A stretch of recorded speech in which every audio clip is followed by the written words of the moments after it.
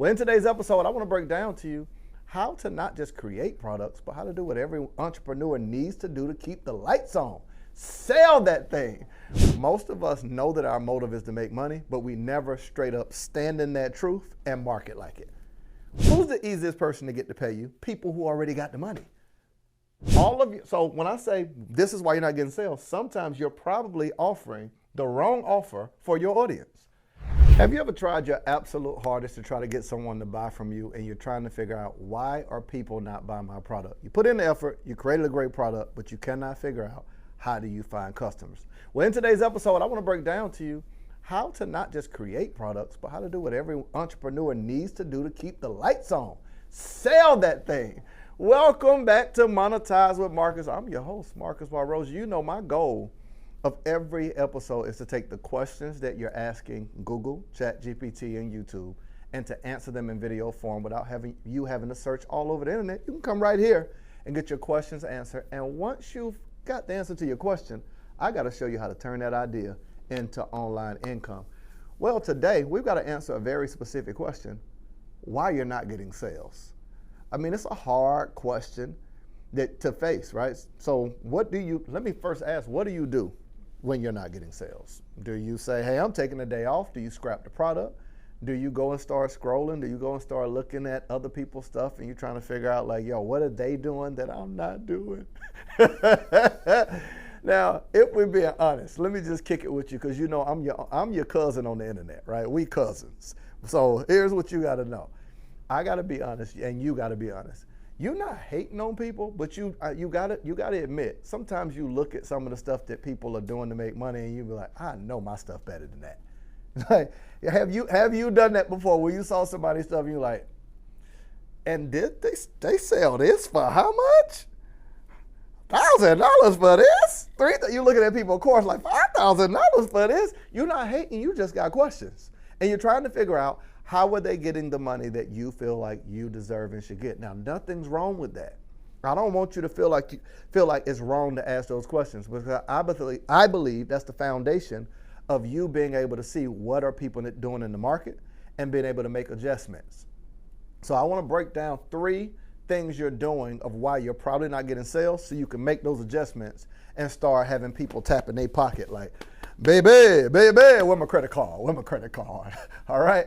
So number 1 reason why you're probably not getting sales, we just got to keep it all the way real. Most of us know that our motive is to make money, but we never straight up stand in that truth and market like it. We try to do a bunch of indirect things that's too ambiguous, too wordy. We overthink it, and we don't realize that in our minds, our own block from getting the sale is the fact that we didn't actually sell. So you know you wanted to sell, you know you wanted the money, but you're beating around the bush. It's like the person who'll call you, hey, what you doing? Nothing, chilling, what's going on? Yeah, just checking in on you. Know you called them to ask them for a ride tomorrow. Like, just ask for the ride, bro. Don't try to pretend like how your mama doing? How your daddy doing? Bro, what do you want? What do you want? Go home, Roger.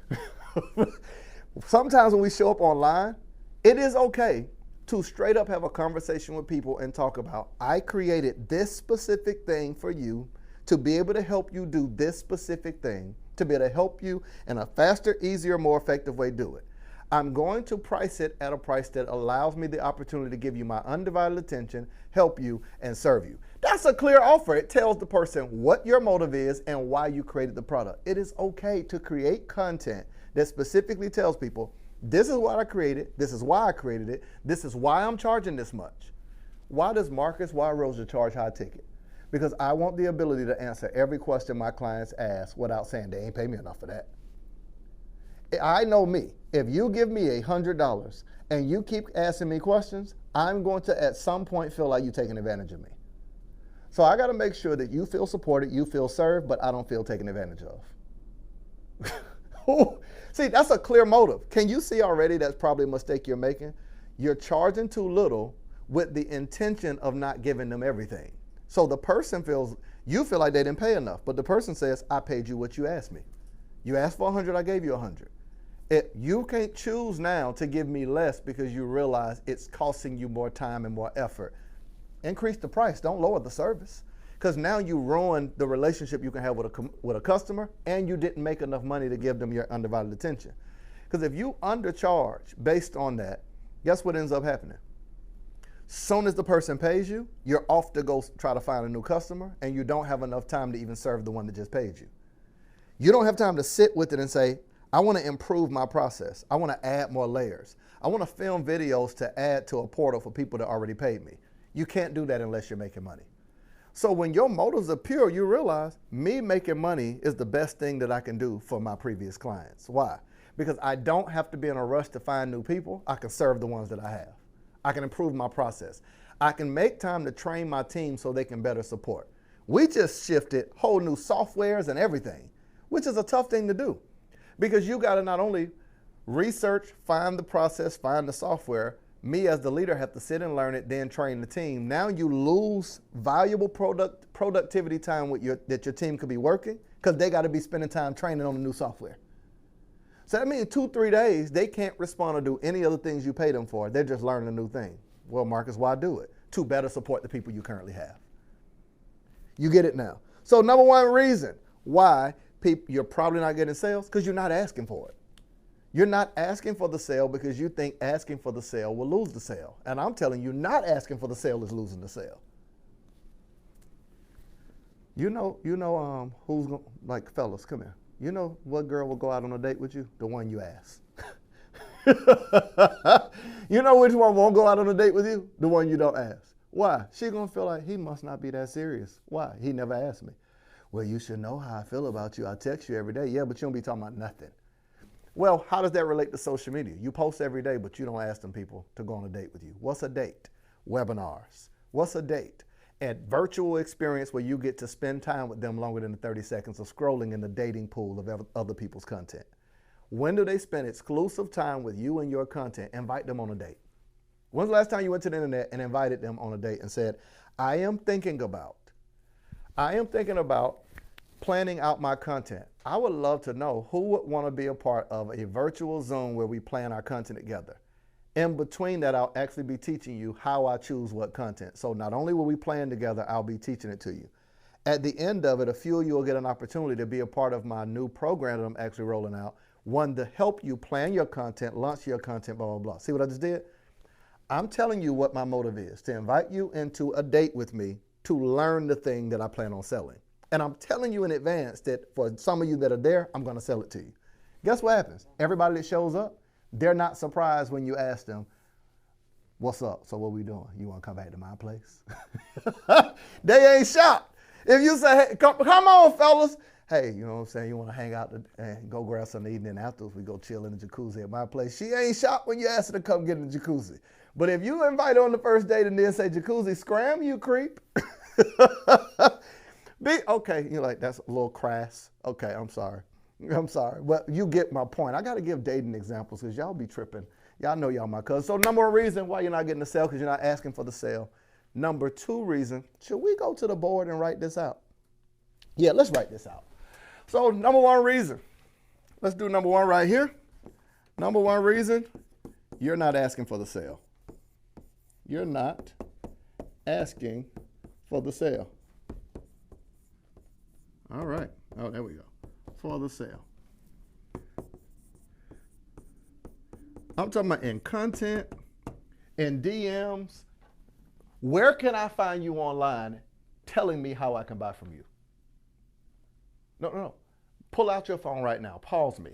Pause me right now. And I want you to go to your social media and I want you to look through your last 9 posts. Which one of them tell me how I can work with you? Not ambiguous. Which one says, here is why my clients hire me? Here is one of the things I do for my clients. I am now accepting 2 people today. Do this to get access to this. When's the last time you did that? All right. Let me move on. You're welcome, cousin. Number 2 reason. We got to draw this one out. Number 2 reason why you're not getting a sale is because we got to draw this so you can see it visually, and then I'll tell you the wording of it.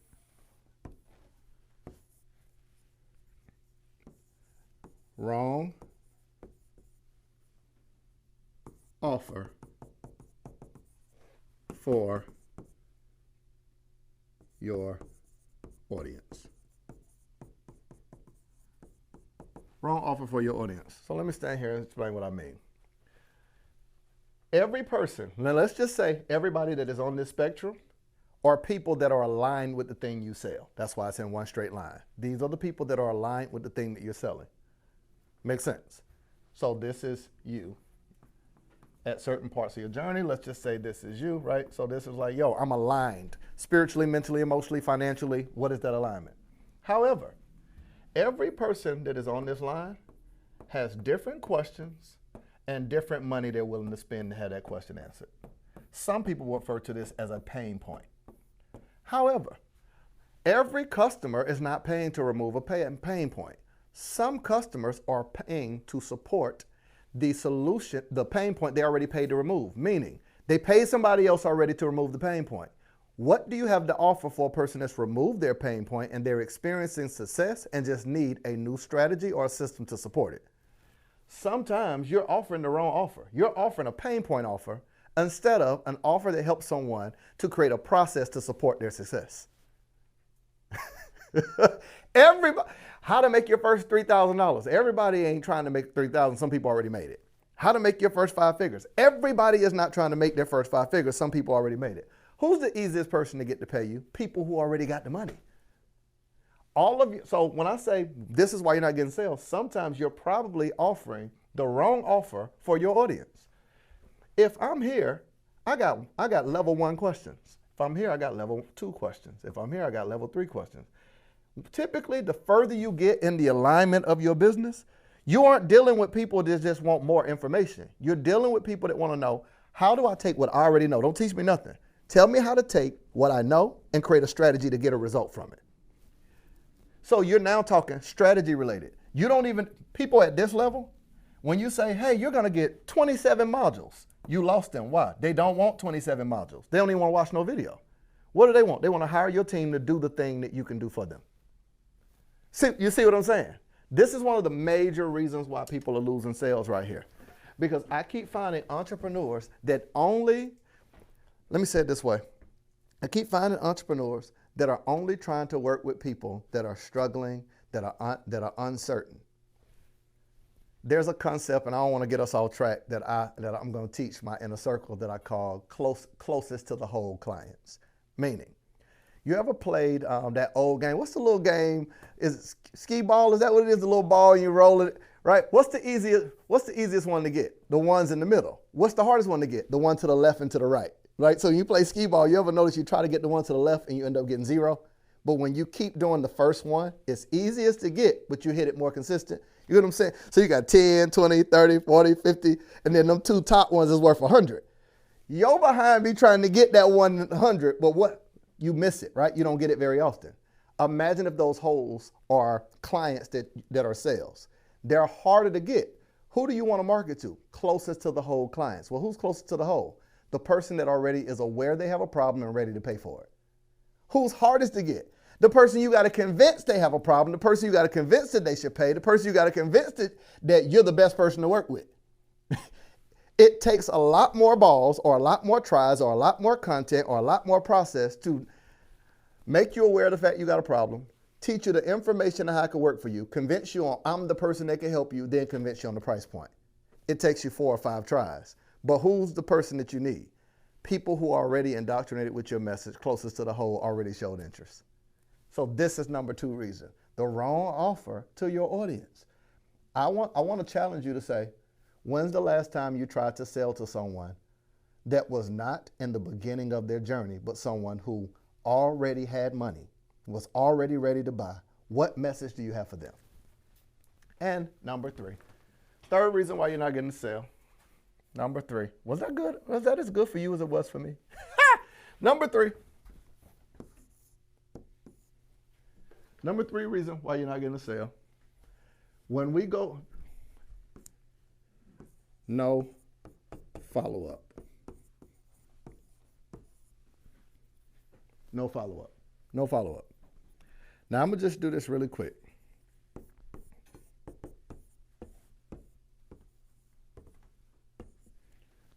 Family, You will not hear yes every time you ask someone to buy something. You're going to get some occasional no's, some occasional yes. You're going to get a larger percentage of people to say no than says yes. This is just the reality. Why do I say this?